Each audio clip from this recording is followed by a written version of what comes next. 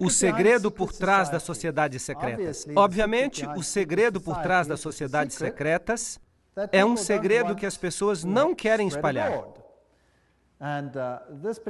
Esse tópico particular é tão sério que eu não me aventurarei a dizer nada, ou pouco. Em vez disso, eu vou deixar a história e as citações falarem por elas mesmas. Talvez seja tedioso ouvir citação após citação, mas o fato é que dessa maneira não sou eu que estou dizendo. É o fato histórico sendo colocado diante de vocês, para que vocês então decidam por vocês mesmos se o quebra-cabeças faz sentido ou não. Apocalipse 17:4. Achava-se a mulher vestida de púrpura e de escarlata, adornada de ouro, de pedras preciosas e de pérolas, tendo na mão um cálice de ouro, transbordante de abominações, e com as imundícias da sua prostituição. Há apenas uma única igreja no mundo inteiro que usa uma mulher com uma taça, e essa é a Igreja Romana. Aqui está a cidade do Vaticano. E aqui está uma mulher segurando uma taça. E ela é chamada Fides em todos os documentos. Fides. Agora, o que isso significa? Bem, vamos a uma boa fonte maçônica. Albert G. Mackay, o Manual da Cabana. Era um maçom de grau 33. E vai ficar claro o que isso significa. Ele diz: a mão direita tem em todas as eras sido considerada o emblema da fidelidade. E nossos antigos irmãos adoravam a divindade sob o nome de Fides, ou fidelidade, que era às vezes representada pelas duas mãos direitas unidas, e às vezes por duas figuras humanas, segurando-se mutuamente pelas mãos direitas. Numa foi o primeiro que erigiu o altar a Fides, sob o qual o nome da deusa dos juramentos e da honestidade era adorado. Então significa honestidade e fidelidade, mas é também o nome de uma divindade feminina. Agora, Apocalipse 17:5 chama essa instituição de a mãe das prostitutas. E Apocalipse 18:7, ela diz: eu me sento como rainha, eu não sou uma viúva, eu não lamentarei. Então ela pode ter perdido filhos durante a reforma, mas ela vai consegui-los de volta. Isaías 47:8, eu sou e não há nenhum além de mim, eu nunca serei uma viúva ou sofrerei a perda de filhos. Ela vai controlar o mundo em um sentido espiritual. É isso que o poder diz. Agora, é interessante que o Vaticano recentemente, em 5 de setembro de 2000, publicou o Dominus Iesus. Ela diz: as outras igrejas não são nossas irmãs. O Vaticano insiste.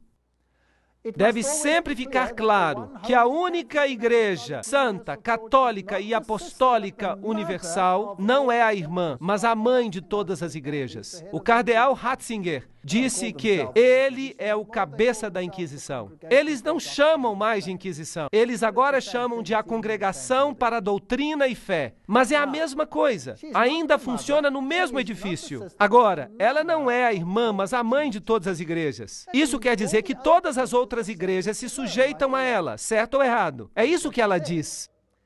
Em Apocalipse 13, 1-2, está escrito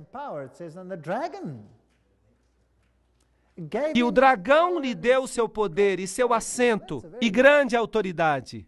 Que declaração! Uau! O dragão lhe deu poder? Em outras palavras, esse poder vem de outra fonte. Mas, será que o catolicismo não prega o cristianismo?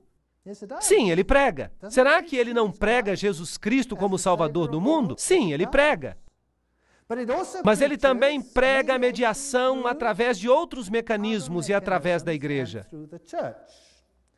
Agora, é interessante que nas sociedades secretas há sempre duas doutrinas. Uma para os iniciados e outra para os goyim, os não iniciados. E os cavaleiros templários tinham duas doutrinas. Uma era a doutrina interna, oculta, esotérica. E a outra era a exotérica. Essa doutrina externa era o catolicismo. Por isso, as massas receberam uma religião que os internos viraram de ponta cabeça. Entre os internos do ocultismo, Lúcifer é o verdadeiro filho de Deus. Jesus é um segundo filho que foi derrotado pelo primeiro, que foi expulso. Portanto, Lúcifer é o verdadeiro luminário, o vencedor da batalha. E ele receberá adoração no final do tempo. Essa sempre foi a doutrina da Cabala. Sempre foi a doutrina do gnosticismo. Mas é claro, não é o que a Bíblia ensina. Mas então o catolicismo não ensina o que a Bíblia ensina. Apocalipse 17, 12 a 14 fala: os 10 chifres que viste são os 10 reis que ainda não receberam um reino, mas que por uma hora receberão autoridade como reis juntamente com a besta. Eles têm um propósito e darão seu poder e autoridade à besta. Eles farão guerra contra o Cordeiro.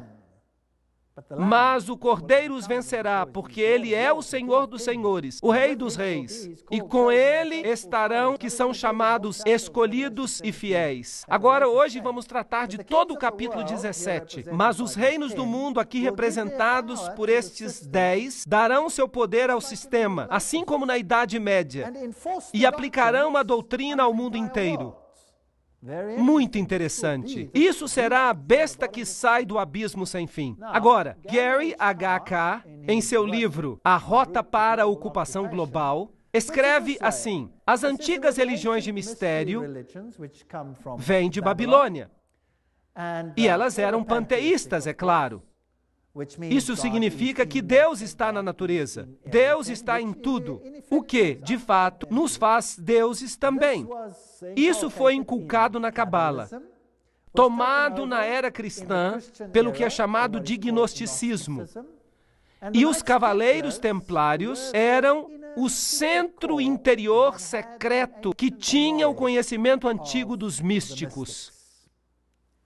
Isso foi levado até o Rosa Cruz, a maçonaria e os Illuminati, que, de acordo com Gary K., controla o marxismo, as sociedades secretas americanas e as sociedades políticas, o sistema bancário internacional e o Concílio Mundial de Igrejas. Agora, isso é muito estranho. Será que o Concílio Mundial de Igrejas é controlado pela maçonaria? Vamos examinar isso com detalhes. E é claro, temos ainda o movimento da Nova Era, as sociedades teosóficas, e todas essas coisas controladas pelo mecanismo para anular e esvaziar a doutrina da salvação em Cristo somente.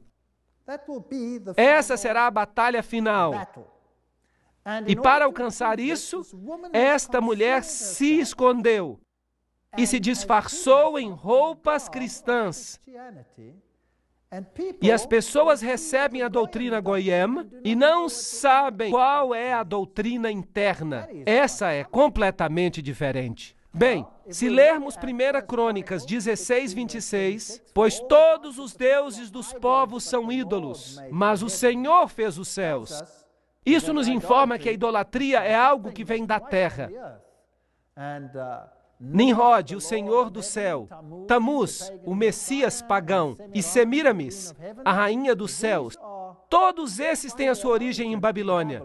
E se você passa pelas religiões que foram propagadas no Líbano, na Fenícia, em Babilônia, na Síria, na Grécia, em Roma, no Egito, na Índia, na China, no México e na Escandinávia, você tem a mesma figura sob nomes diferentes. Baal, Tamuz, Astorá, El, Baco, Astarte, Belo, Tamuz, Reia, Istar, Nino, Hércules, Beltis, etc., etc. E no Egito, Ra, Osíris, Oris, Ísis, Hathor. E na Índia, Vishnu, Krishna, Isidevaki, e assim por diante.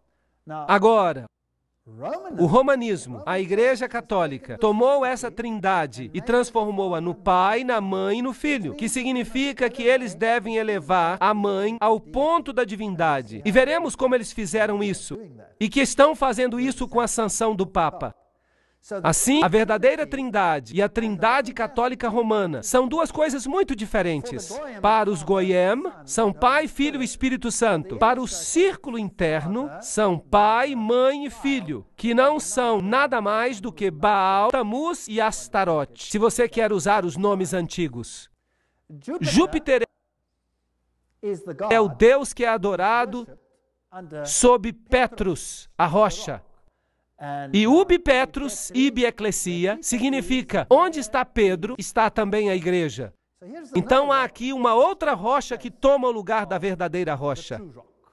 Cristianismo e sociedades secretas? Poderíamos resumir isso da seguinte maneira: a velha religião babilônica deu origem à Cabala, enquanto que os essênios e os outros, o gnosticismo, veio à existência e o gnosticismo foi fundado por Simão Mago. Isso vem de nenhuma outra fonte, senão a história da magia, por Eliphas Levi. Essa é uma importante fonte maçônica. Portanto, o gnosticismo foi fundado por Simão Mago. Então, esse gnosticismo, que é a doutrina secreta, foi eventualmente, através de muitas organizações intermediárias, levado até os Cavaleiros Templários.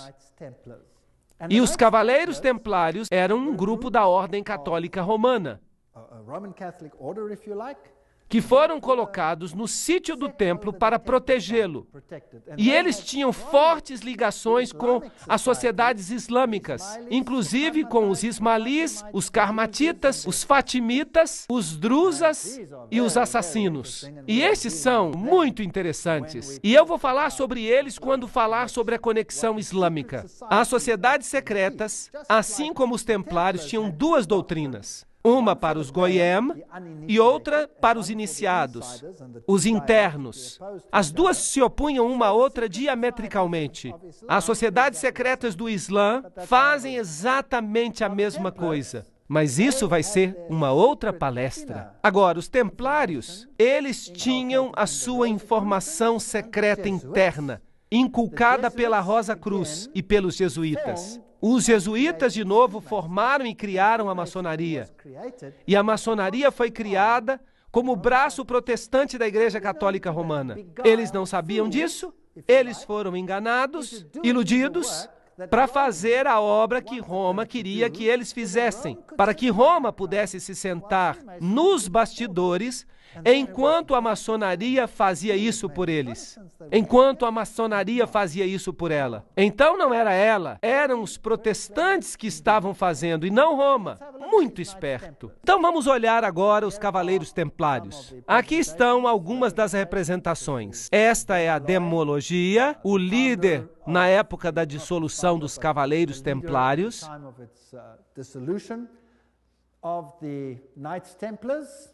Era assim que se vestiam. Esse é um dos seus símbolos. E é um símbolo usado para muitas igrejas hoje. Sabiam disso? Muitas igrejas carismáticas usam esse símbolo. Isso é fascinante. Os testemunhas de Jeová usam esse símbolo também. Vou dar uma outra palestra sobre isso. Agora vamos olhar o que o Sr. Webster, no livro Sociedades Secretas e Movimentos Subversivos, tem a dizer sobre os templários. Nós não vamos ler tudo isso, mas se você tem o vídeo, você pode parar e ler a citação. No ano 1118, 19 anos depois do fim da Primeira Cruzada, com a derrota dos muçulmanos, a captura de Antioquia e Jerusalém. Esses grupos foram fundados e foram eventualmente estabelecidos como templários. E então receberam de presente uma casa perto do sítio do Templo de Salomão. Por isso se chamam Cavaleiros Templários. Eles se tornaram uma ordem muito poderosa e famosa que controlava as finanças do mundo. Eles eram a elite bancária, se você preferir. E então, no ano 1128, a ordem foi sancionada pelo Concílio de Troy e pelo Papa. Era uma ordem católica romana dentro da igreja. Agora, alguns anos mais tarde, em 13 de outubro de 1307, essa ordem foi oficialmente terminada pelo rei da França, porque este havia descoberto o que eles estavam fazendo. O rei da França, Philippe le Bel, prendeu os templários, data de sexta-feira 13, outubro de 1307. E desde esse dia, a sexta-feira 13 é um dia de azar para o mundo todo.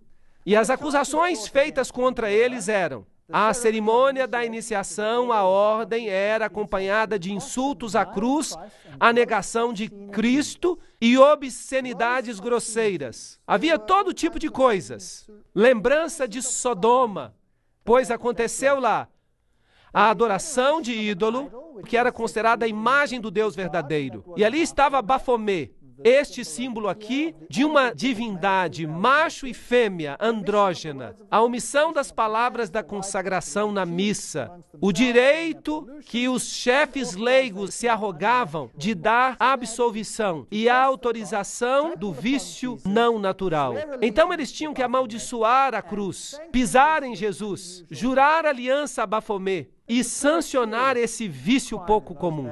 Isso tudo era um crime sério naqueles dias. Então o líder foi sentenciado à morte, mas a ordem não desapareceu de fato. Mas o Papa ficou relutante em dizer isso. O ritual maçônico inclui referências aos cavaleiros templários. Por exemplo, aqui no livro Sociedades Secretas e Movimentos Subversivos, se diz: vários cavaleiros que tinham decidido resgatar o lugar santo da Palestina, dos sarracenos, formaram uma associação sob o nome de maçons, assim indicando que seu principal desejo era a reconstrução do Templo de Salomão. E a gente escuta muito sobre a reconstrução do Templo de Salomão hoje, e a história de Israel e essas coisas interessantes. Vamos falar um pouquinho sobre história. Vou levar a vocês a esse lindo palácio. Onde que vocês acham que ele fica? Fica em Jerusalém, fica em Notre Dame, no Vaticano, e é aqui que o Papa tem a sua representação em Jerusalém. É um palácio para um rei. Ali está a bandeira do Vaticano e há ali uma ala inteira que tem alguns artefatos papais muito interessantes. Agora, em Jerusalém, eu fui visitar o sítio dos cavaleiros. Aqui está o Palácio dos Cavaleiros, o patriarcado latino, onde eles tinham originalmente um sítio e os cavaleiros do papado agora controlam esta área. Esse é o símbolo que eles usam, que é usado por muitas religiões hoje. A Igreja Rema usa esse símbolo, por exemplo. Os guerreiros eternos, esse é o símbolo que eles usam. Ali beijam o anel do patriarca. Eles se tornam cavaleiros, como os demais cavaleiros. E eles incluem proeminentes banqueiros e indivíduos. Dentro da igreja você tem, é claro, a estátua de Júpiter, como Pedro. Notem que o pé está bem beijado. Eu não queria beijar esse pé. Por isso eu só fiquei em pé ali. É uma igreja importante porque o Papa Paulo VI e o Papa João Paulo II visitaram esta igreja, que é, claro, altamente simbólico. Ali estão as placas do patriarca latino. Se vocês entrarem, há um altar interessante, e quando você olhar para o altar, você vai ver certas figuras ali. Esta é muito interessante. Vamos chegar mais perto. Conseguem ver a águia com duas cabeças? Esse também é um símbolo da maçonaria. Ali está, sobre o altar dos cavaleiros. E o que existe ali desse lado? Duas espadas seguras como uma bússola. Fascinante. Há muitas figuras maçônicas aqui. As penas da cauda, a águia, tudo lembrança do que você tem, por exemplo, no verso da nota do dólar. E todos esses outros círculos interessantes com o triângulo e com o sol ao redor dele. Os herdeiros dessa variação templária são os jesuítas. Agora, os jesuítas, é claro, são aqueles que por trás dos bastidores controlam muitas coisas. Eles foram fundados no dia 15 de agosto de 1534. Foram fundados por Inácio Loyola e foram sancionados pelo Papa no dia 27 de setembro de 1540. Então, eles foram criados, por assim dizer, para enfrentar a reforma. Seu objetivo era destruir a reforma. Loyola queria que a ordem fosse a campeã da unidade católica e, é claro, da submissão ao vigário de Cristo, o Papa. Isso era absolutamente essencial. Aqui você tem a instituição da organização de Loyola pelo Papa. Nesse dia particular. E há algumas analogias interessantes que nós encontramos aqui. Aqui, por exemplo, há uma analogia considerável entre os graus maçônicos e os jesuíticos. Os jesuítas também pisam no sapato, carregam o joelho, porque Inácio Loyola assim se apresentou a Roma e pediu a confirmação da ordem. Agora, tudo que eu falo tem uma citação junto. E se alguém ficar chateado com alguma coisa que eu disser, então telefone para as pessoas que disseram isso e fique chateado com elas, certo? Então é isso que faziam e é isto que a maçonaria faz. Então você tem aqui uma ótima ligação. Portanto, quem existiu primeiro? Os maçons ou os jesuítas? Os jesuítas existiram primeiro, claro. Deveriam obedecer como que a um cadáver. As constituições repetem 500 vezes que se deve ver a Cristo na pessoa do general. E se Deus lhe der um cachorro como general, você precisa obedecê-lo como se ele fosse o próprio Cristo. Aqui está a estátua de Loyola, num retiro jesuíta, Loyola em visão, a Sociedade de Jesus constituída na Capela de Notre Dame, em 1534, agora a Capela do Sagrado Coração, em Paris, com muitas incrustações ocultistas. E aqui está o famoso juramento jesuíta que cada jesuíta faz quando ele se torna um jesuíta. Isso vai nos dizer algo sobre o caráter dos jesuítas.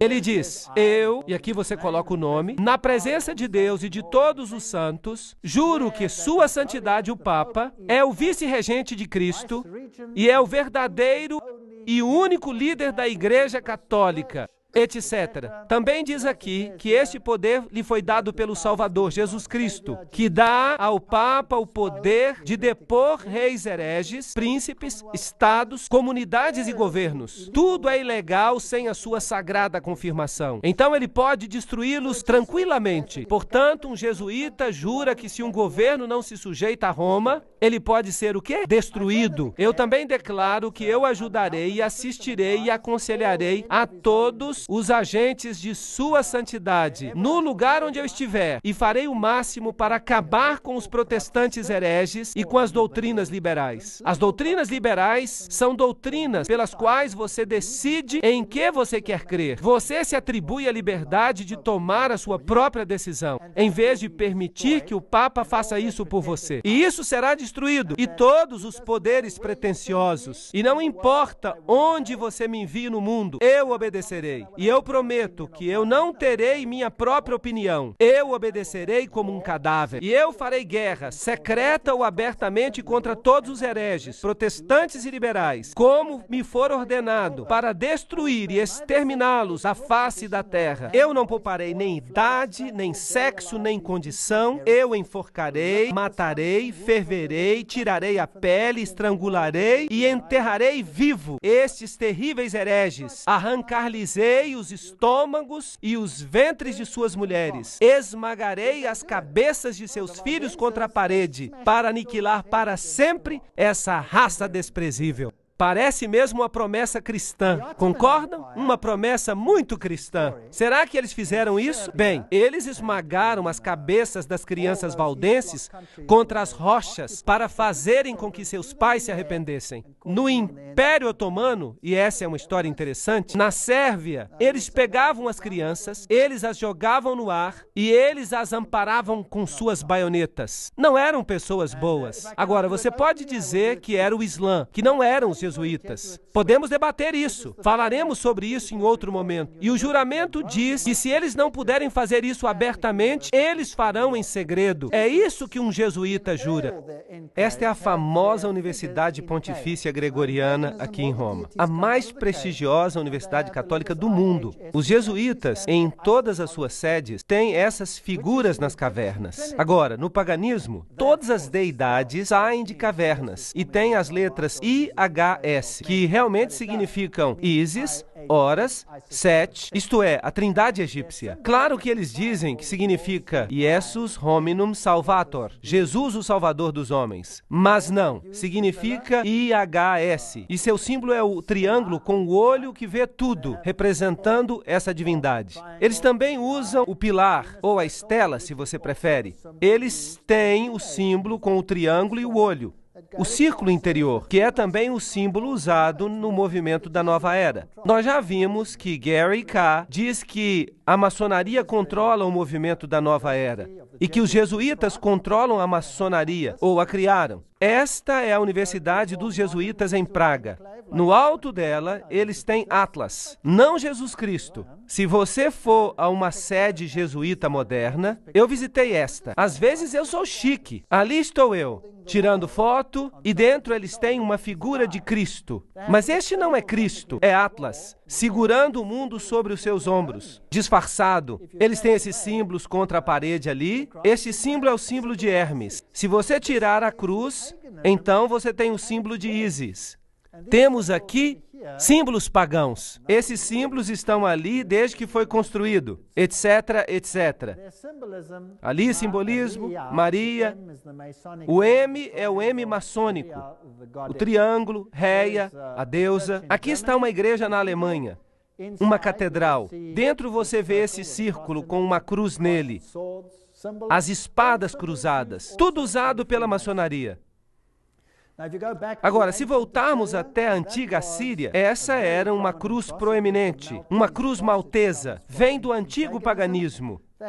Eles têm o símbolo das estrelas aqui, duas estrelas, uma sobre a outra, e duas cruzes, uma sobre a outra. Eles têm o compasso com uma lua, um símbolo com uma estrela nele, que é o símbolo que o Islã usa, por exemplo. Eles têm o calendário solar e a tríplice coroa. Tudo isso é usado pelo papado. As cruzes de cabeça para baixo representam a vitória de Cristo. Martelos e compassos e foices são símbolos que prevalecem no mundo. Ali está Jesus, em pé sobre o crânio e os ossos cruzados, que é o símbolo de Júpiter, o deus Júpiter, que é Lúcifer. De novo, cruzes de cabeça para baixo. Esta é uma catedral muito importante na Alemanha.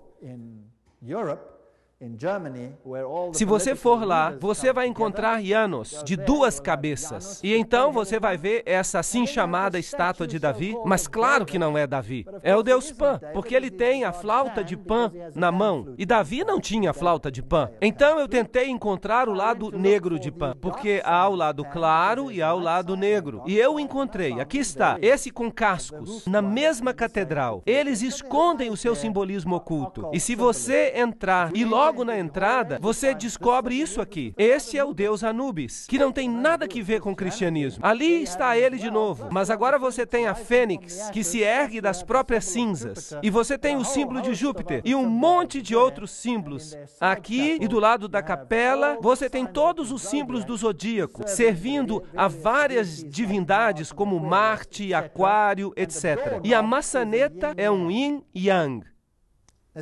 Isso não tem nada a ver com o cristianismo. Eles usam o símbolo do compasso e Júpiter e o símbolo Quirro e o símbolo PX aqui, que você encontra em virtualmente cada denominação cristã sobre a face da terra, a fênix se levantando das cinzas, o pavão, todos símbolos de Lúcifer. Aqui você tem o PX com um círculo com um ponto nele. E você diz para você mesmo, mas este não é um símbolo cristão? Não, este é um símbolo de Horus. Isso nada tem que ver com o cristianismo. Vamos perguntar a Albert Mackay, um maçom do grau 33. Ele vai nos dizer o que o símbolo significa. O ponto dentro do círculo é um interessante e importante símbolo da maçonaria. O símbolo é realmente uma alusão linda, mas estranha ao culto ao sol e introduz para nós pela primeira vez essa modificação entre os antigos que adoravam o falos. Então este é um símbolo bastante nojento. Ele tem que ver com os órgãos masculinos. Uau! E nós estamos tirando isso da boca do cavalo. Então, o que significa o PX? Vamos à melhor fonte maçônica do mundo. O livro Morais e Dogma, página 292. E caso você não me creia, eu tirei uma xerox para que você possa vê-lo. Este é o cajado de Osíris. Não existe uma fonte melhor do que esta. Aqui está o mais alto oficial da maçonaria, segundo o rito escocês.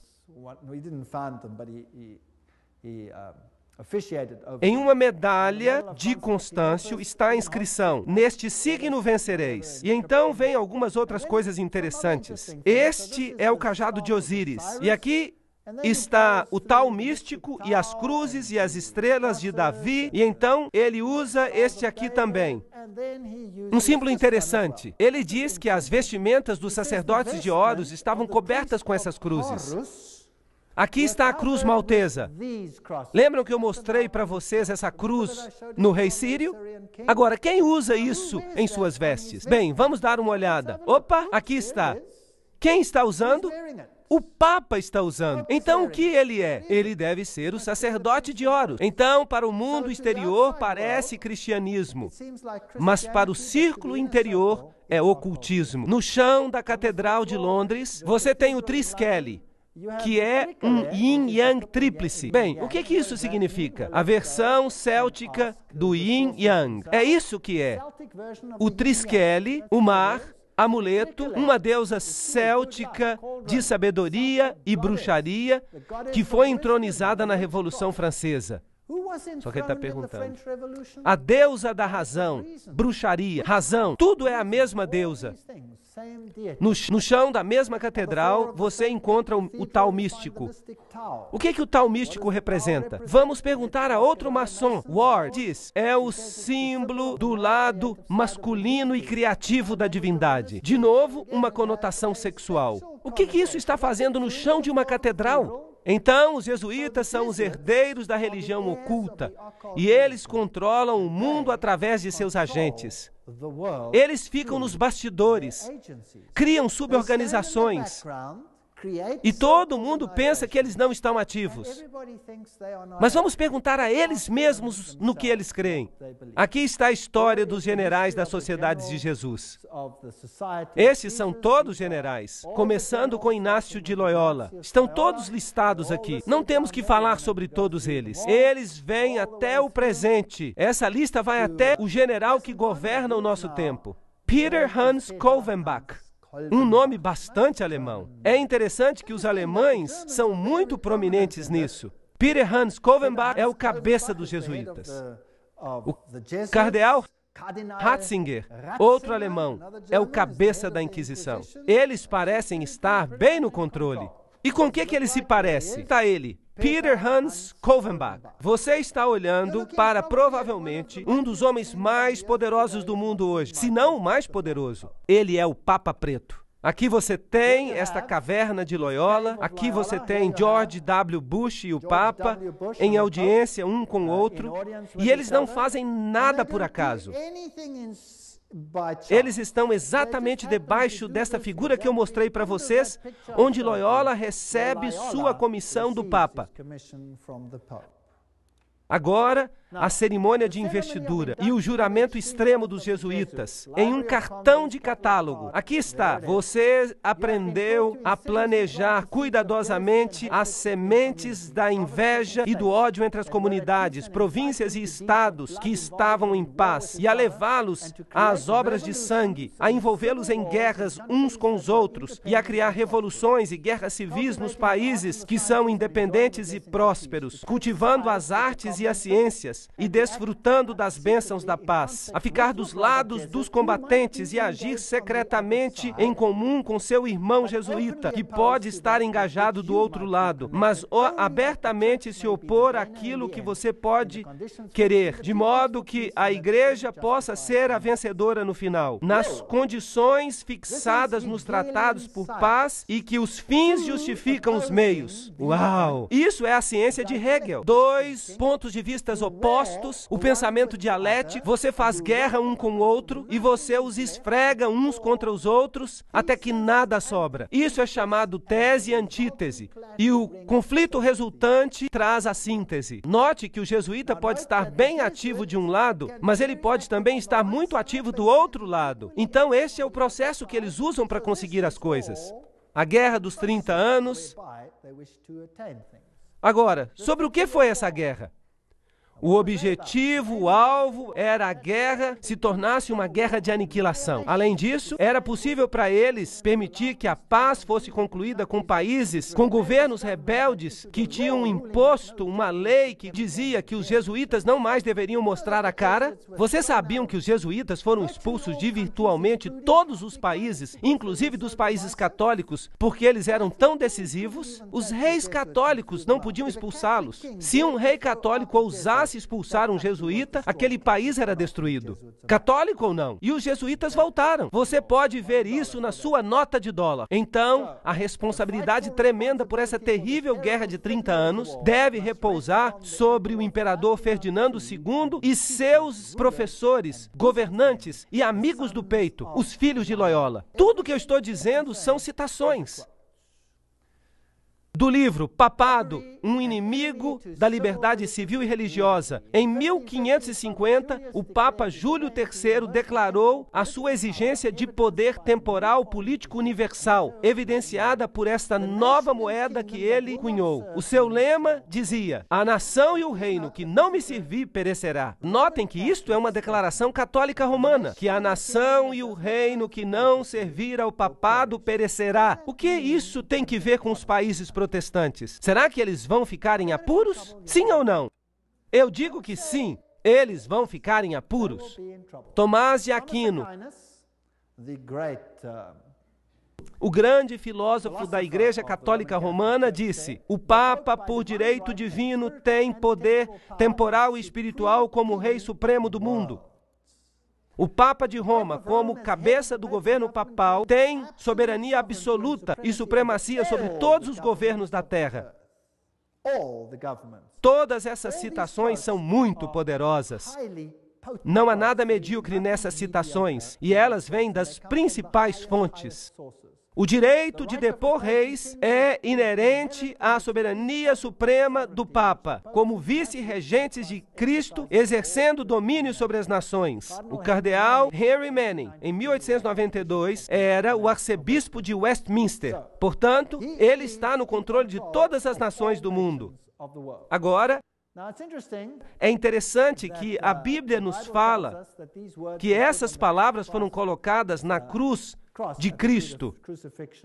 Jesus de Nazaré, Rei dos Judeus. Você pode ler isso em João 19:19. Mas no crucifixo católico romano estão as palavras INRI escritas. Mas se você olhar no dicionário Webster, significa Jesus Nazareno, Rei dos Judeus. Mas no juramento extremo dos jesuítas, significa algo totalmente diferente. Significam Justum necare reges impios, que significa, é justo exterminar ou aniquilar os reis ímpios ou hereges, governadores, governantes. Esse é um ponto interessante. Agora, uma outra coisa que eles querem fazer é destruir o protestantismo. Nós acalentamos no fundo de nossos corações este princípio, que qualquer coisa que não nos unir deve ser destruída. E nós estamos prontos para fazer isso. Então, logo nós tenhamos os meios para, com todas as energias, aplicar esses princípios. O protestantismo já está em decadência, está afundando e perecendo. Sim, nosso destino é contribuir para a sua última agonia, marchar contra esse esqueleto quebrado e espalhar os ossos. Oh, que nós nos apressemos na dissolução com os nossos esforços fortes e unidos. E então eles escreveram: o protestantismo está se tornando decomposto, está caindo aos pedaços. Nós estamos começando a ganhar os seus homens mais importantes. Isso faz parte do plano secreto. Estes são os piores dos católicos, os inquisidores, os jesuítas. Eles são simplesmente o exército romano romano pela soberania terrestre do mundo no futuro, quando o pontífice de Roma será o imperador. Será como um feudalismo universal e eles serão os mestres. Isso está sendo planejado. Isso é o que representa. Eles talvez nem acreditem em Deus. Do livro Os Irmãos Karamazov. Tudo isso são citações. O general dos jesuítas insiste em ser o mestre, o soberano dos soberanos. Onde quer que os jesuítas entrem, eles serão os mestres, custe o que custar. Sua sociedade é, por natureza, ditatorial e, portanto, ela é o inimigo irreconciliável de toda autoridade constituída. Do livro 50 anos da Igreja de Roma, escrito pelo padre Chiniquy. O próprio Inácio Loyola diz: o poder do general será sem limites. Tudo o que ele achar necessário para honrar a Deus, ele terá mesmo poder de mandar voltar ou mandar em outras direções aqueles que vêm diretamente dos papas. Então esta é uma ordem poderosa. Friedrich von Hardenberg disse: nunca antes na história do mundo houve uma sociedade assim. O próprio Senado romano não fazia tramas para dominar o mundo com grande certeza de sucesso. Eles querem o domínio mundial com um Papa entronizado como único governante. Lafayette, um católico romano, disse: é minha opinião que se as liberdades deste país, os Estados Unidos da América, forem destruídas, elas o serão pela sutileza dos sacerdotes jesuítas católicos romanos, pois eles são muito perigosos, são inimigos da liberdade civil e religiosa. Foram eles que começaram a maioria das guerras da Europa. Aqui nós temos gente importante falando. Morse, o inventor do código Morse, ele disse: e quem são esses agentes? Eles são, na maior parte, jesuítas. Uma ordem eclesiástica proverbial no mundo por sua duplicidade e total falta de escrúpulos morais. Uma ordem tão habilidosa nas artes do engano que mesmo nos países católicos, na própria Itália, essa ordem se tornou intolerável e todas as pessoas querem eliminá-la. Esse é outro homem importante. O arquiduque Maximiliano Francis disse: eles penetraram tão insidiosamente nas cortes e nas intrigas dos estados que eles devem, com justiça, ser reprovados por tentarem alcançar o domínio mundial. E nós podíamos continuar aqui, mas esta é uma citação importante. Aqui está Michelangelo Tamburini, o general dos jesuítas, falando ao Duque de Brancas: meu senhor, desta sala eu governo não apenas Paris, mas China. Não apenas a China, mas o mundo inteiro, sem ninguém ficar sabendo que eu governo. Interessante. É isso que os próprios jesuítas dizem. O confessor do Papa tem que ser um jesuíta. O próprio Papa tem que vir a um jesuíta para confessar. E tudo que eu estou falando são citações. Esta aqui é de João Batista Janssens. Ele governou de 1946 a 1964. Ele parece um elegante cavalheiro, muito alegre.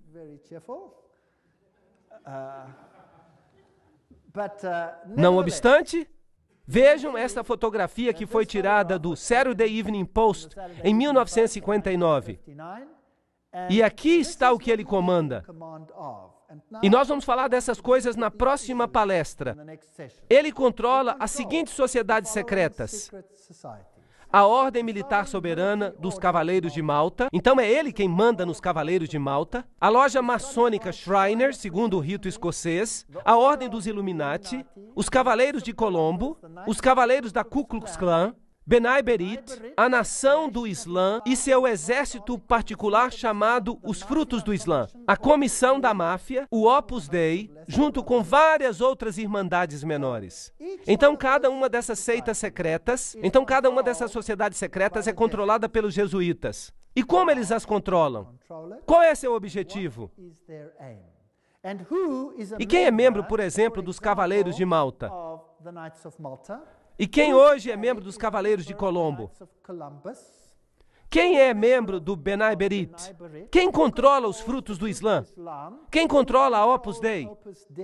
Quem controla Skull and Bones? E todas as outras sociedades secretas? Qual é a sua agenda? É isso que precisamos descobrir. Lembrem-se que Roma quer recuperar domínio total. E se eles são o centro da teologia templária, então eles querem controlar o mundo para o dragão, não para Jesus Cristo. O dragão lhes deu seu poder e seu trono e sua grande autoridade. Isso é assustador. E esse poder pode estar dominando o seu país como ele domina o meu. Mas as boas novas é que Jesus predisse isso.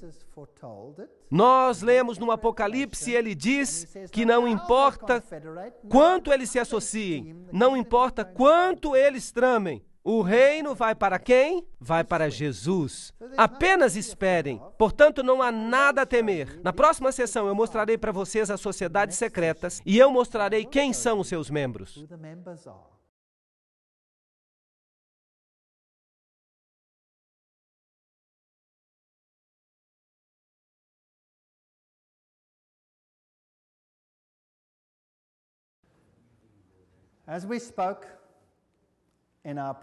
Como falamos na sessão anterior, este é João Batista Jansen, um dos maiores generais da Sociedade de Jesus. Ele foi seu líder de 1956 a 64 e ele dirigiu a Ordem de Malta, a loja maçônica Shriners, a Ordem dos Illuminati, os Cavaleiros de Colombo, a Ku Klux Klan e todas as sociedades secretas que estão sob o domínio dos jesuítas.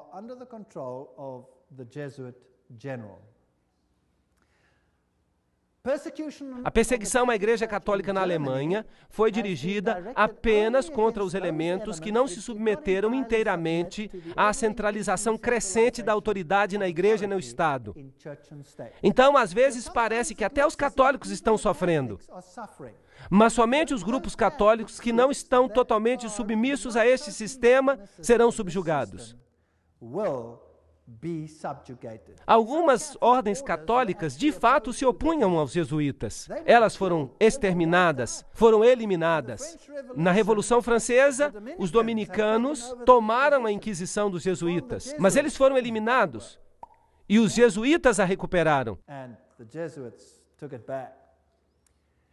Seu objetivo era e ainda é destruir os efeitos da reforma e reestabelecer o Sacro Império Romano da nação alemã. Uma grande Alemanha, em outras palavras, deve se tornar o centro do Sacro Império Romano ressuscitado. Leo H. Lerman, 1942, um historiador americano, disse isso.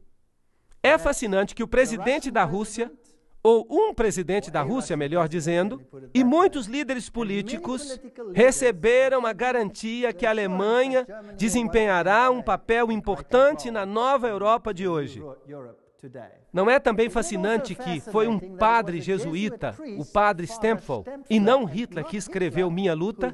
De fato, você pode lê-lo, próprio livro Minha Luta. Agora, a SS usava este símbolo do crânio e dos ossos cruzados. Que isso era símbolo? Vocês se lembram? Era o símbolo de Júpiter, o deus da morte. Era também o símbolo de Osíris, que era o deus da morte. Anubis era simplesmente uma outra forma de Osíris. Ele era o deus da morte. Ele é o deus dos mortos. Mas Jesus disse, eu sou o Deus dos vivos. Eu não sou o Deus dos mortos, eu prefiro servir ao Deus dos vivos. A SS foi organizada por Himmler, de acordo com os princípios da Ordem dos Jesuítas. Os serviços e exercícios espirituais prescritos por Inácio de Loyola constituíram um modelo que Himmler tentou cuidadosamente copiar. A obediência absoluta era a regra suprema. Toda a ordem tinha que ser executada sem hesitação. Cada comentário que eu estou lendo vem de uma fonte confiável. De novo, naquele ótimo livro, O Grande Conflito, nós lemos sobre os jesuítas. Por toda a cristandade, o protestantismo foi ameaçado por inimigos formidáveis. Os primeiros triunfos da reforma no passado fizeram com que Roma reunisse novas forças, na esperança de realizar a sua destruição. Nessa época, a ordem dos jesuítas foi criada. Notem o que esta citação está dizendo. O poder mais cruel e inescrupuloso de todos os campeões do Papa. Eles se separam de todos todo laço terrestre, de todo interesse humano, estão mortos para a afeição natural, para a razão, para a consciência, inteiramente silenciados, não conhecem nenhuma restrição, a não ser as da sua ordem, e nenhuma obrigação, a não ser estender o seu poder. Nós não precisamos ler a citação toda. Percebemos que o que eles queriam era destruir o protestantismo. A ordem dos jesuítas, portanto, representa a corporificação de um sistema que busca domínio político e temporal. E sobre o mundo inteiro. Você pode me dizer, a China não se sujeitará. Bem, nós já lemos uma citação pelo general jesuíta em que ele disse que ele controla a China. Quem controla o comunismo? Os jesuítas o criaram e, portanto, eles o controlam. Eles praticaram isso na América do Sul. Eles praticaram e o instituíram ali. Muito interessante. Este é o conde von Hohenbrüch, em 1911, um nobre alemão e ex-jesuíta que diz essa mesma coisa. Qual é o objetivo, então, dos jesuítas? De acordo com eles, eles só buscam a maior glória de Deus. Mas se você fizer um exame, você vai descobrir que o seu objetivo é o domínio mundial. São eles que dominam o mundo. Uma citação após a outra. Além disso, o Papa tem milhares de agentes secretos no mundo inteiro. Eles incluem os jesuítas e os cavaleiros de Colombo, os cavaleiros de Malta, Opus Dei e outros. O Serviço Secreto do Vaticano e seus agentes de campo não ficam em segundo lugar para ninguém. Mesmo Dave Hunt, o historiador batista americano, diz isso. Então vamos dar uma olhada em algumas dessas instituições. Vamos começar pela maçonaria. O livro The Grand Design Exposed diz, a verdade é, os jesuítas de Roma aperfeiçoaram a maçonaria para que ela se tornasse a mais eficiente e magnífica ferramenta, realizando seus propósitos entre os protestantes. Agora, certamente os membros da maçonaria devem eles mesmos estar enganados. Se eles vissem isso, eles não fariam isso, certo? Bem, de fato, a ordem está sendo usada e eles mesmos estão sendo enganados. E só nos altos escalões da hierarquia da ordem, os escolhidos é que sabem. E eles são controlados pelos jesuítas de Roma. Muito esperto, para obrigar o protestantismo a fazer o que você não pode fazer abertamente, porque o próprio protestantismo disse que você é o anticristo. Então, tudo isso é interessante. Este é um castelo templário e uma igreja na ilha de Maiorca, na Espanha, e ali, de novo, você tem a águia de cabeça dupla, e você pode ir a qualquer igreja naquela ilha, e você vai ver a águia de cabeça dupla nos altares dessas igrejas. Como eu já disse, Adam Weishaupt foi o fundador do jacobinismo, e ele é também o fundador dos Illuminati.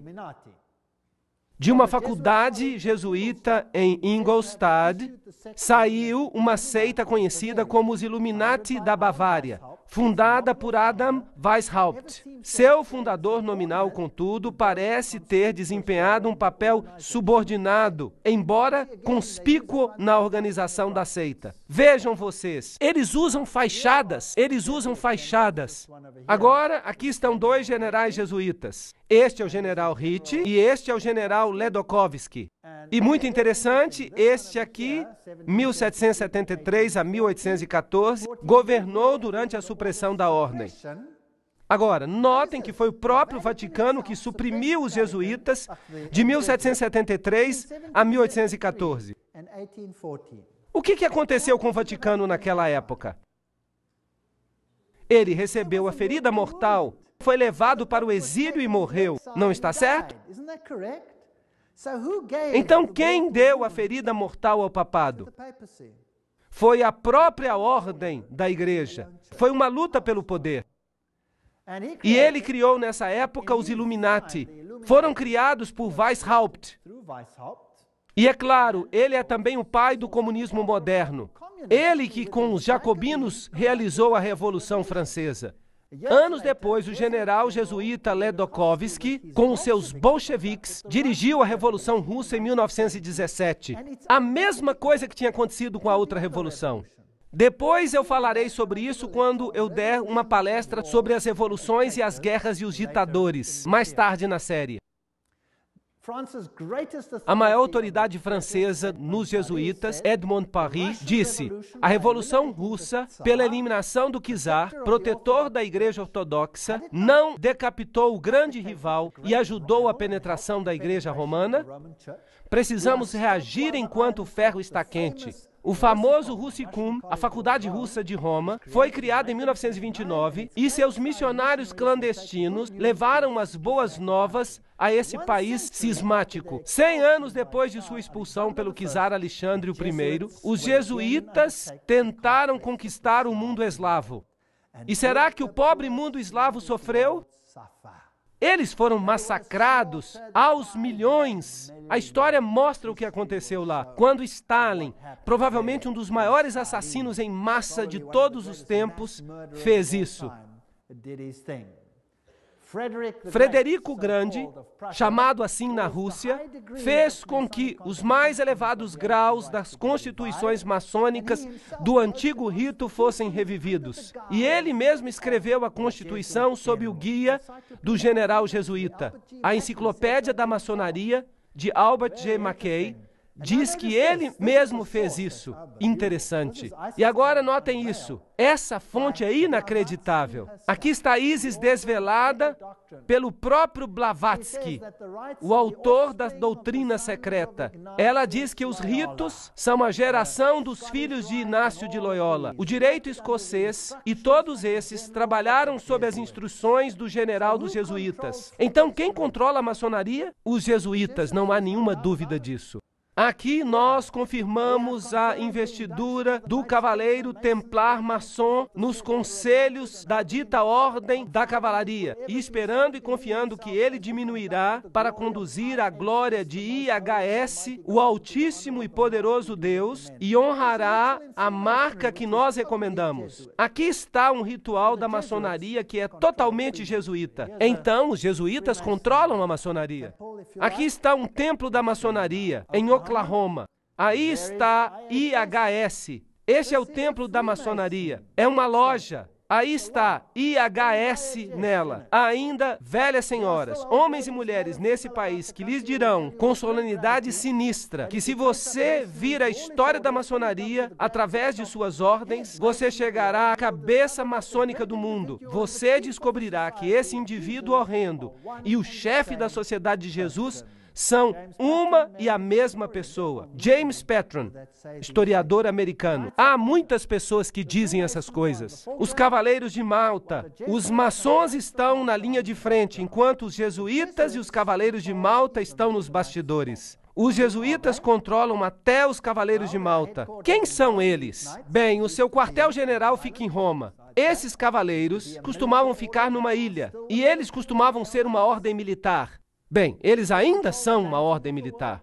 Eles são cavaleiros. Eles controlam o sistema bancário do mundo, a indústria dos complexos militares do mundo. Eles supervisionam o banco Chase Manhattan, com todas as suas filiais. Eles governam todos os serviços secretos, a KGB, a CIA, todas essas coisas procuram restaurar a idade das trevas. Tudo que eu estou dizendo é citação. Eu não estou falando nada de mim. Não me acuse de dizer nada. Eu só estou lendo. Quem são eles? Bem, aqui está o cabeça dos Cavaleiros de Malta nos Estados Unidos. Bem, agora ele está morto. Este é Francis Joseph, o cardeal Spellman, cardeal de Nova York. E o seu quartel-general é a Catedral de São Patrício, a Diocese de Nova York. Ali há vários. Aqui está o cardeal Terence Cook. Ali está o cardeal O'Connor. E, correntemente, o cardeal arcebispo de Nova York, Edward M. Egan. Agora vamos dar uma olhada nos membros dos Cavaleiros de Malta. Isso vai ser interessante. Alguns do passado e alguns do presente. O general Alavena, George Anderson, James Jesus, Angleton, Roberto Alejos Arçu, Andrew Bertie, Bobst, Charles Joseph Bonaparte. Esse nome lhe diz alguma coisa? Príncipe Valério Borghese, Borghese, Dr. Barry Bartley, Nicholas Brady, Pat Buchanan. Esse nome lhe diz alguma coisa? James Buckley, Prescott Bush Jr. Esse nome lhe diz alguma coisa? Frank Capra, William Casey. Esse nome lhe diz alguma coisa? Cia, Gustavo Cisneros, o cardeal Terence Cook, Gerald Coughlin, Garta Deloach, Giscard d'Estaing. Esse nome lhe diz alguma coisa? Presidente da França, Bill Donovan, Alan Dulles, Avery Dulles, Edward Egan. Esse é claro, o próprio cardinal. Franz Egon, John Farrell, Flanagan, Flynn, Galley, Gallen, Gorman, Grace, General Alexander Hay. Esse nome lhe diz alguma coisa? Otto von Habsburg, uau! Conrad Hilton, Heinrich Himmler, ele era um dos cavaleiros de Malta. J. Edgar Hoover, JBI, homem da CIA, Joseph Kennedy, Ted Kennedy, Larkin, Lerman, Lorenzo, Lute, Henry Lute, fundador de todas as grandes revistas, da Time Magazine e de todas elas, grande magnata da publicação, George MacDonald Manhattan. Vejam os nomes, todos eles, O'Neill, Ortiz, Franz von Papen, o legado que trabalhou com Adolf Hitler, Perón, Roca. A lista continua. Frank Shakespeare, Martin Shea, até mesmo Frank Sinatra era um cavaleiro de Malta. Então, são homens proeminentes que fazem parte dos cavaleiros de Malta. E os cavaleiros de Colombo? O fundador dos Cavaleiros de Colombo é o padre Michael McGivney. Ele viveu por pouco tempo, então ele morreu. Morreu muito jovem, aos 38 anos de idade. Ali está o emblema. E este é o seu site oficial. Você pode entrar nele e olhar. E você vai descobrir coisas fascinantes. O que é isso? Oi! Você se lembra do que é isso? Um feixe de varas que você já viu na Revolução Francesa e bem ali no Manifesto dos Direitos Humanos. O que ele é? Fásquia. E há uma garlândia ao redor dela. O que isso significa? Todo o poder pertence a um homem. Quem será esse homem? Quem os Cavaleiros de Colombo, fundados por um sacerdote católico romano, querem ver no poder? O próprio Papa. Os Cavaleiros de Colombo, fundados em New Haven, Connecticut, em 1882, já são considerados fortes, com 300 mil. Somente católicos romanos podem entrar. A iniciação ao serviço ocorre em 4 graus. Trata-se do coração e da alma da política. Você não pode entrar na política se você não tem o selo de aprovação desses camaradas. O fato é bem conhecido no maquinário político e para os políticos não católicos, cujo candidato deve receber a aprovação de Roma e dos cavaleiros antes que possam ser nomeados para qualquer cargo, mesmo a presidência. A principal função dos Cavaleiros de Colombo é política. Sim. Política Jesuítica, livro Uma Ameaça à Nação, de Jeremias J. Crowley. Isso foi uma citação. Essas são acusações sérias. Ali estão eles com sua fásquia. Isso vai se tornar cada vez mais claro à medida que continuarmos. E vocês percebem aonde nós estamos chegando. Pois hoje Roma considera, escutem isso, pois hoje Roma considera o regime fascista como sendo mais próximo dos dogmas e de seu interesse. Nós não apenas temos o reverendo jesuíta Padre Coughlin elogiando Mussolini na Itália como uma democracia cristã, mas sua revista oficial, que é o Civiltà Católica, esta é a revista oficial dos jesuítas, ela diz, e este é o órgão vital dos jesuítas, ela diz: o fascismo é o regime que mais corresponde aos conceitos da Igreja de Roma. Isso é assustador. Você percebe que o controle aumenta cada vez mais? Você está percebendo que isso está acontecendo? Você percebe que nós estamos sendo cada vez mais tratados como indivíduos que temos que nos ajoelhar 20 mil vezes diante de outros poderes? E há também a organização Opus Dei, uma ordem leiga, religiosa, semi-secreta, cujo principal objetivo é dar total apoio ao Papa. E essas pessoas andam por aí com grampos na carne para que sintam dor constante com cada movimento, para lembrá-los de sua obrigação. E eles têm membros muito, muito importantes, como o presidente de Portugal, por exemplo. Ele é um membro da Opus Dei. E então nós temos a organização do Skull and Bones. Quem são eles? Bem, eles têm este crânio e esses ossos. O que isso representa? Agora vocês já sabem a respeito de Júpiter. E eles têm o número 322. E se você olhar em Gênesis capítulo 3, versículo 22, você descobrirá: agora o homem se tornou como um de nós, conhecedor do bem e do mal. Eles levantaram o homem ao nível da divindade. Aqui está a Universidade de Yale. Este é o lugar onde estão. Agora vamos consultar uma das maiores autoridades sobre Skull and Bones. Trata-se de Anthony Sutton. Vamos perguntar para ele quem ele é. Educado nas universidades de Londres, Göttingen e Califórnia, antigo pesquisador da instituição Hoover, da Universidade de Stanford, bem como professor de economia na Universidade do Estado da Califórnia. Ele teve a audácia de falar e escrever um livro, e isso foi muito custoso para ele. Mas, não obstante, vamos citá-lo. Aqui está o livro, Anthony Sutton, O Estabelecimento Secreto da América, uma introdução à ordem dos Skull and Bones. Então, para que não seja eu falando, vamos citá-lo. Skull and Bones. Pronto, é Bush. Bush ganhou a eleição. Vamos assistir a este vídeo. A Universidade Yale, a base das primeiras famílias da América, confessou suas explorações sexuais de um caixão sinistro. Em uma sala cheia de fumaça, uns poucos poderosos especuladores manipulam a economia global. Estas são as supostas atividades de algumas das sociedades secretas da América. Grupos com nomes como Bilderberg, Skull and Bones, ou Caveira e Ossos, e a Comissão Trilateral. A Sociedade da Caveira e Ossos foi fundada em 1832 por 15 livres docentes da Universidade de Yale, em New Haven, Connecticut. Eles estabeleceram uma sociedade secreta com regras e rituais que permanecem inalterados até o dia de hoje. A cerimônia de iniciação à Caveira e Ossos acontece em abril, no porão de uma tumba. Um distinto membro serve como mestre de cerimônias. Uma vez vestido, ele passa a ser chamado de Tio Toby. O membro mais baixo é designado Diabinho e recebe uma fantasia satânica.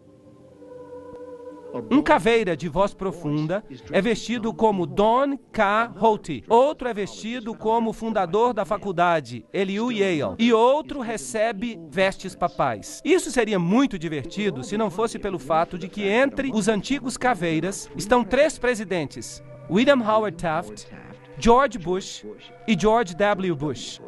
Inúmeros senadores e embaixadores, industriais como William Whitney, agentes da CIA, oficiais do Departamento de Estado e o magnata das publicações Henry Lucy. Exige-se segredo absoluto. Na sua autobiografia de 1999, George W. Bush dedica apenas uma frase a seu período na Caveira e Ossos. Quando eu era um formando, eu me filiei à Caveira e Ossos, uma sociedade secreta, tão secreta que eu não posso falar mais nada. O segredo, de acordo com alguns pesquisadores, está ali para proteger o fato de que a Caveira e Ossos consegue levar seus iniciados a posições de poder e influência. O caveira mais conhecido é o ex-presidente George Bush, que, de acordo com a tradição, jamais admitiu ser um membro. Senhor presidente, você é um membro da Caveira e Ossos? Peça-lhe que deixe a sala. Um jornal americano recebeu uma resposta semelhante quando nós recentemente perguntamos a George Bush Jr., o governador do Texas, sobre o período em que era membro. Ela ainda existe? A coisa é tão secreta que eu nem sei se ela ainda existe.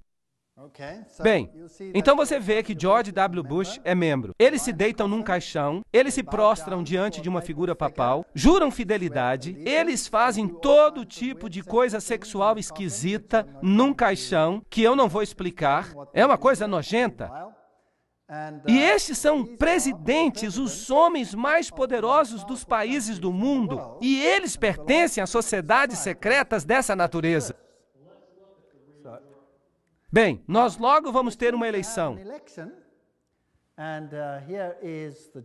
E aqui está um jornal alemão, Financial Times, Alemanha, fevereiro de 2004.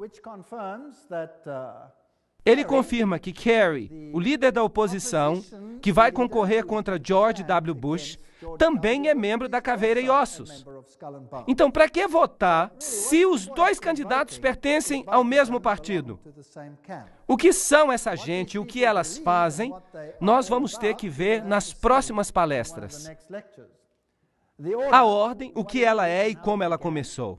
As pessoas que entraram conhecem-na como a Ordem. Outros a conhecem por mais de 150 anos como o capítulo 322 de uma sociedade secreta alemã. Isso é muito importante. De fato, isso foi descoberto quando eles invadiram uma instituição e lhes roubaram os documentos. Ela era oficialmente conhecida como Cartel Russell em 1856, ou como a Irmandade da Morte, porque eles servem o Deus da Morte, que é simplesmente Anubis, se você prefere, Osíris, se você prefere, ou Júpiter. A filial americana dessa ordem alemã foi fundada em 1833 na Universidade de Yale por duas pessoas, o general William Huntington Russell e Taft, o único homem que foi tanto presidente quanto ministro da Justiça nos Estados Unidos. Interessante. Agora, a ordem alemã, o que ela realmente significa? Os Illuminati tiveram sua origem na Universidade de Ingolstadt e ali recrutaram os alunos do corpo discente. Claro que tinham que ser estudantes com altas conexões. Vocês sabem, filhos de gente alta. A ordem teve sua origem em Yale em 1833, mas Caveira e Ossos é uma filial de uma sociedade secreta alemã. Então, que organização ela representa? Os membros ativos têm bastante influência para fazer com que seus filhos e parentes entrem na ordem. E há uma considerável quantidade de casamentos entre as famílias. E eles, então, pertencem a duas categorias principais. Pertencem à velha linha de famílias americanas e pertencem às famílias que têm grande riqueza. Quando um novo membro é iniciado na ordem, disse que hoje à noite ele morrerá para o mundo e nascerá para a ordem. Assim ele se referirá a ela. A ordem é um mundo em si mesmo, no qual nós temos um novo nome e 14 novos irmãos de sangue, também com novos nomes. Agora, há também uma filial britânica que foi estabelecida em Oxford, na faculdade de All Souls. E a filial britânica é chamada o Grupo. Então, a Caveira e Ossos não é apenas um. Você tem um grupo americano e um grupo europeu também. Então, o grupo se conecta com a filial judaica, através dos Rothschilds, o círculo interior. E essa, então, é uma organização secreta mundial que tem os indivíduos mais elevados na indústria, no governo, em todos os aspectos da vida.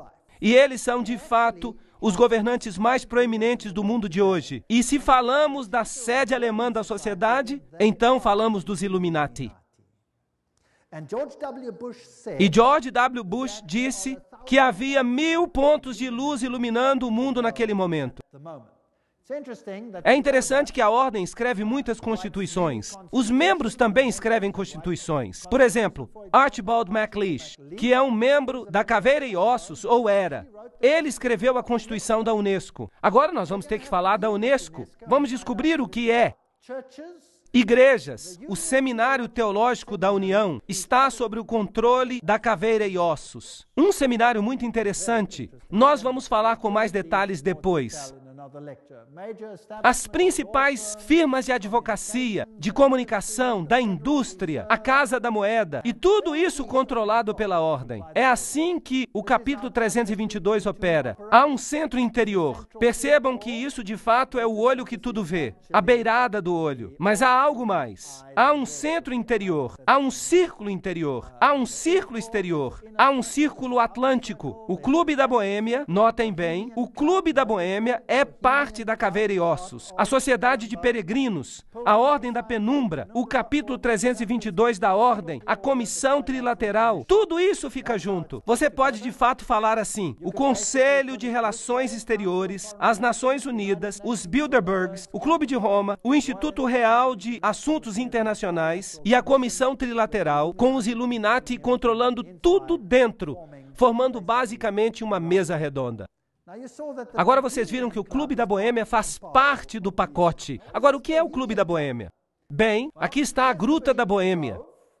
A edição de 2 de agosto de 1982 da Newsweek relatou, e aqui está uma outra citação, o acampamento de verão mais prestigioso do mundo, a Gruta da Boêmia, está agora funcionando 75 milhas ao norte de São Francisco. Fica numa floresta, é uma fortaleza, mas, estranhamente, a gente consegue penetrar mesmo em fortalezas. E um jornalista disposto conseguiu entrar. Os 2.700 acres furiosamente guardados é uma extensão de campo do Clube da Boêmia, uma instituição ultra exclusiva somente para homens de São Francisco, à qual o presidente republicano desde Herbert Hoover pertence. Isto é apenas uma citação. Esta é a cerimônia da Gruta da Boêmia, que foi fotografada, que foi filmada. Claro que estava escuro, muito secretamente por um jornalista que causou a maior confusão. Agora, você consegue ver pouca coisa neste slide. Então, eu vou explicar para você o que está acontecendo. Nesta floresta, os homens aparecem nus. Nus! Eles têm que andar pelados. De fato, alguns membros deixaram a sociedade porque eles estavam cansados de caminhar nus. Agora, imaginem, todos os presidentes dos Estados Unidos foram membros da Gruta da Boêmia. Os sacerdotes se vestem em vestimentas papais. Eles reverenciam uma coruja, porque a coruja vê na escuridão. Ela tem iluminação. Eles adoram a natureza. Eles dizem, a beleza nos envolve agora, e nós a adoramos. Esta é a natureza. É culto à natureza. E eles honram a coruja e se prostram diante dela. Essa é a pior forma de paganismo. Existem outros rituais sobre os quais eu não quero falar. Eles acontecem entre esses homens pelados. E se vocês lerem suas Bíblias, vocês vão descobrir que aqueles que adoravam em grutas eram chamados de pervertidos. Eles eram pessoas de alta posição e estavam entre os mais altos da sociedade. E periodicamente vinha um bom rei e fazia uma limpeza, mas então eles voltavam ao poder. Este é o culto à natureza, este é o culto a Pan, este é o culto a Lúcifer. E os presidentes do mundo são membros. Vamos agora ver o vídeo da Gruta da Boêmia.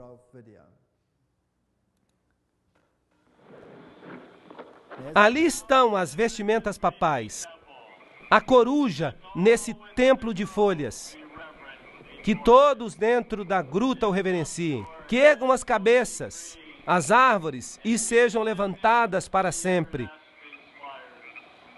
Pois eis que aqui está o templo da Boêmia, as santas colunas desta casa. Ali está a coruja. Oh, a beleza é eterna. E nós nos prostramos diante da beleza eterna. Pois nós buscamos uma felicidade duradoura, e ela nos envolve agora. A grande natureza, o refúgio do coração cansado. Nós nos prostramos apenas diante de ti, grande natureza. Ela é sempre fiel. Os amigos podem nos falhar, por isso precisamos nos aproximar como filhos. Criancinhas que sempre creem, que nunca duvidam da sua beleza e da sua fé. Sacerdotes da Boêmia, o nosso fogo funeral aguarda o seu cuidado. Príncipes de toda a sabedoria mortal, coruja da Boêmia, nós te imploramos, concede-nos o teu conselho. Coruja da Boêmia, concede-nos o teu conselho.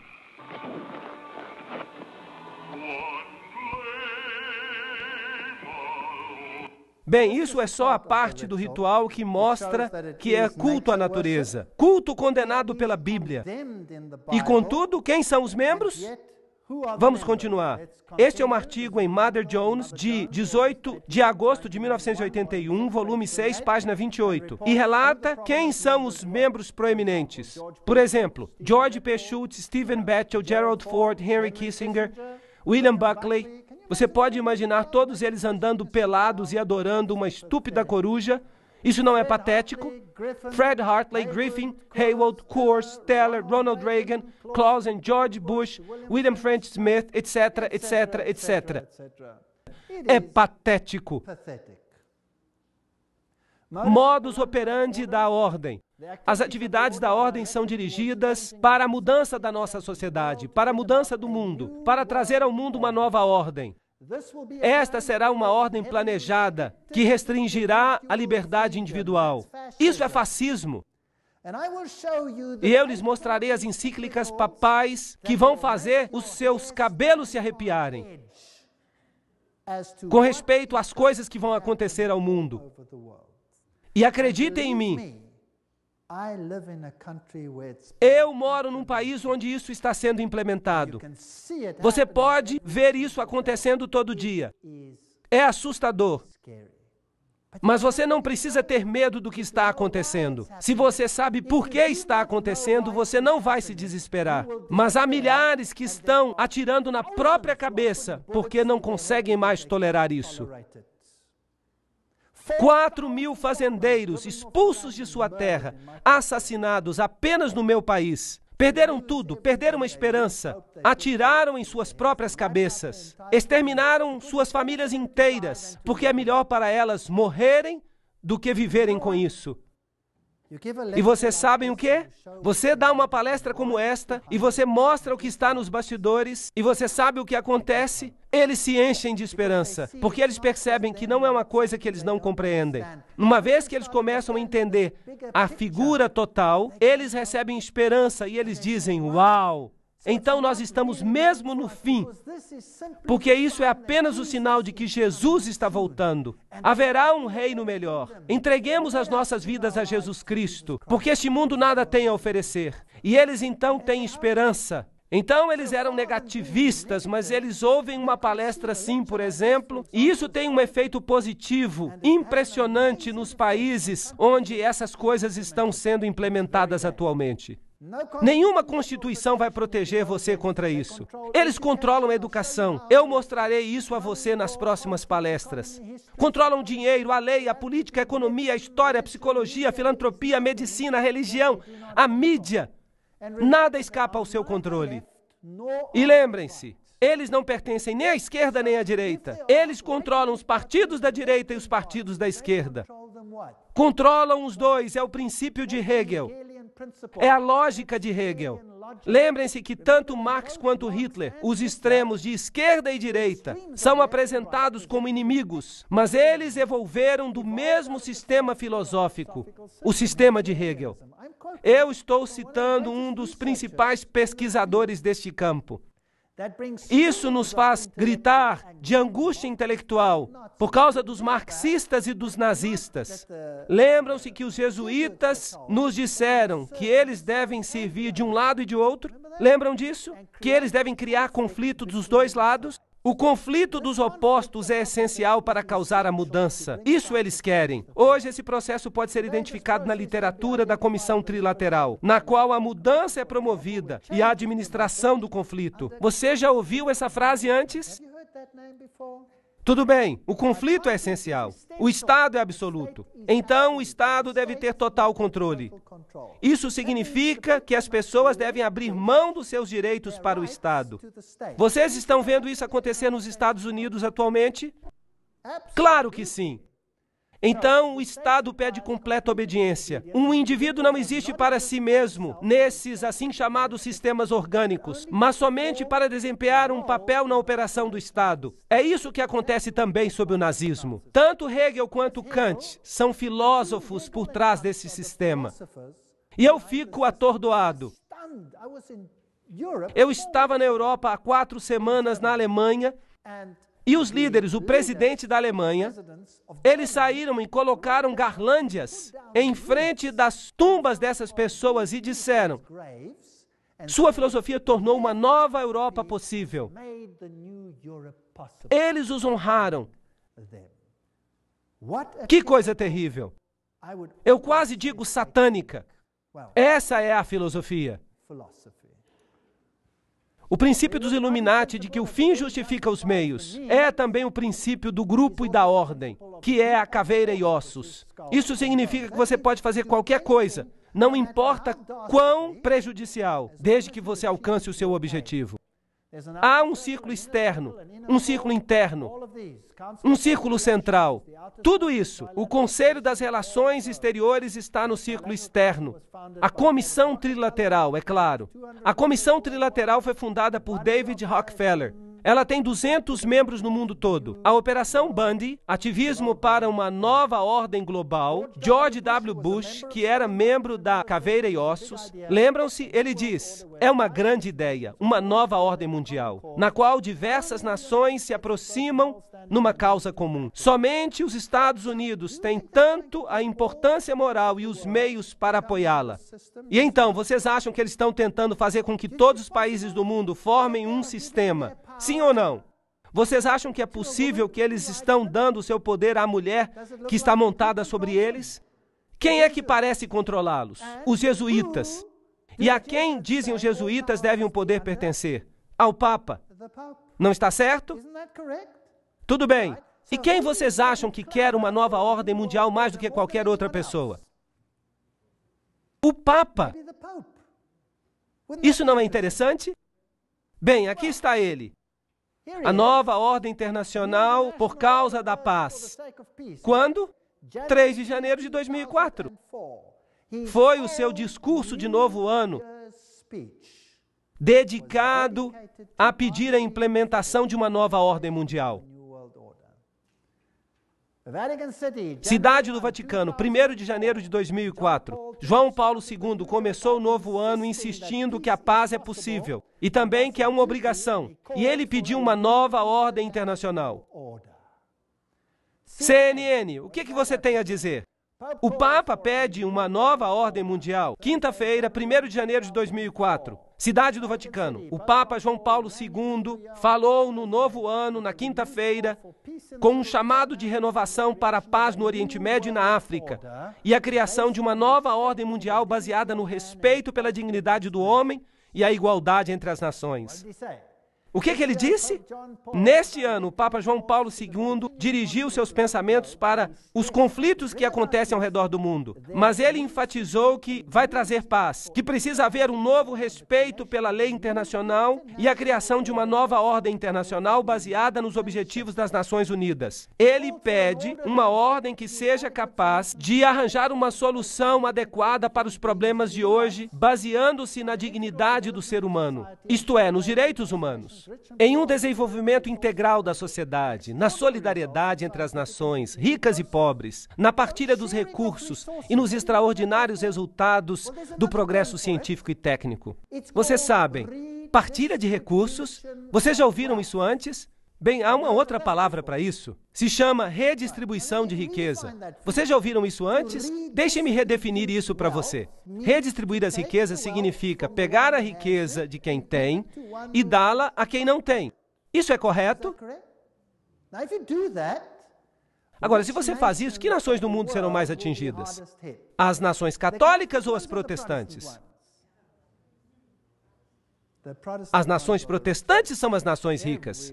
Por toda parte você pode fazer uma linha.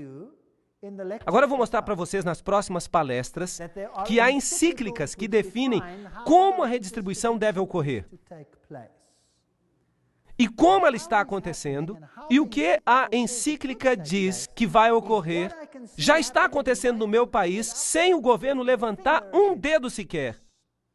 Ela é definida pela necessidade, como você verá. Agora, há uma outra palavra para tirar o que pertence a um e dar a outra pessoa. É chamada roubo. Roubo. Não furtarás, diz a Bíblia. Mas o Papa em Roma diz, furtarás. Ele diz isso literalmente. Eu vou mostrar para vocês na encíclica. Você vai ficar abismado. Essa nova ordem mundial vai ser um acontecimento tremendo. Eu não quero fazer parte dela. Felizmente, o meu Deus diz,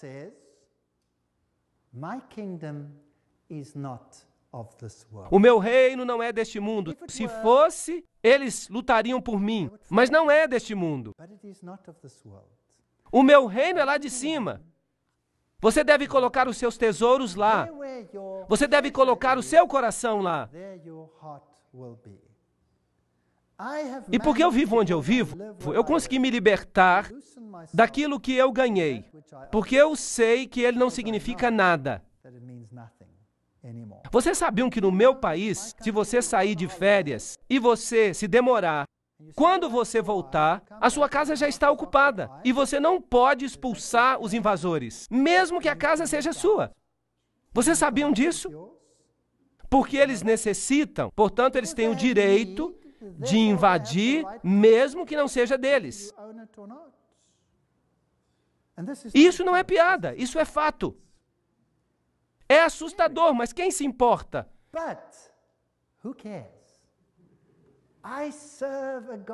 Eu sirvo a um Deus que prometeu coisas maravilhosas, mesmo coisas temporais, àqueles que o servem.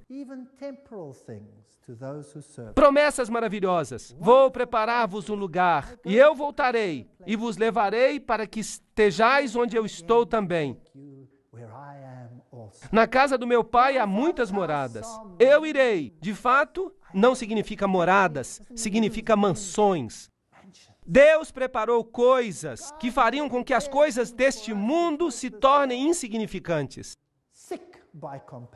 Então, que eles tenham o seu reino, que eles tenham a sua diversão, porque o meu Deus diz que este mundo vai acabar e que o reino de Deus reinará para sempre. Por favor, não percam as próximas palestras. Nós entramos na montanha russa, que vai nos levar a lugares maravilhosos. Obrigado por terem vindo. Thank you for coming.